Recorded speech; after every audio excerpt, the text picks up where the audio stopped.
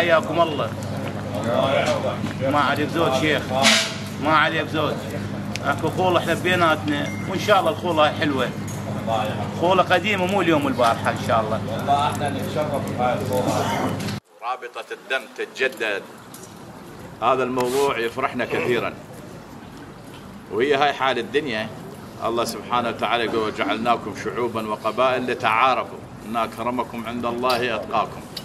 صدق الله العظيم. لذلك اليوم من جينا على خوالنا احنا نتعشم بهم ان شاء الله الخير وفرحانين بتجديد هاي الخولة ان شاء الله. الله يحفظك. وحج خضير عبد القادر خضير ابو محمد ابن عمنا واخونا ومن عائلة طيبة وكريمة. وايضا انتم عائلة كريمة وطيبة واكيد صار هم سؤال العائلتين يعني معروفة ان شاء الله. واليوم نسمع الجواب من جنة. وسهلا بكم حياكم الله. بس احنا حج محمد يعني عمها وابوها الكبير حج محمد وحج حسين وحج حسن. شرفتوا يا اهلا وسهلا بكم حياكم الله. احنا كعشيره موافقين بس بقى الشغله محمد. احنا كعشيره العبيد مقابعين واخذوا الله. اهلا وسهلا بكم. احنا خوال وعمام. خوال وعمام إيه؟ عمامنا. عمام خوال.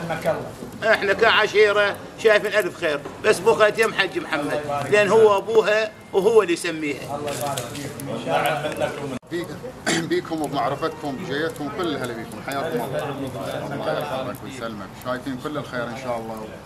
احنا ما عندنا غير مطلب واحد يمكن انا قلت له الحج بوقتها. احنا عندنا البنيه معززه مكرمه ببيت اهلها. نريد مثل ما تطلع من بيت اهلها وان شاء الله الجماعه بهم البركه تكون معززه مكرمه. هذا المطلب الاول والاخير.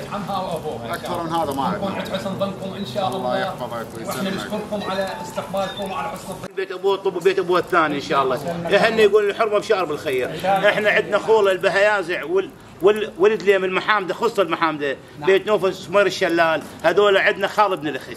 فاحنا نتمنى هالخوله ان شاء الله نتبارك بها وان شاء الله والصلاه على محمد وال محمد. واهلا وسهلا بكم حياكم الله.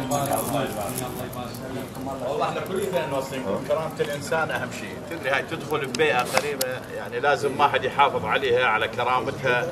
احنا هم نوصي عمامنا نقول لهم هاي امانة في رقابكم. وهذا البيت عتيق ترى والبيت يعني شلون انتم بيت عتيق. هذا البيت عتيق وله تاريخ وله جذوره بالكاظميه وبكل العراق ويمكن بالفلوجه ان شاء الله. وانتم سامعين على البيت هذا ان شاء الله. والابن يقول لك احنا هذا بعد امانه عندكم ان شاء الله.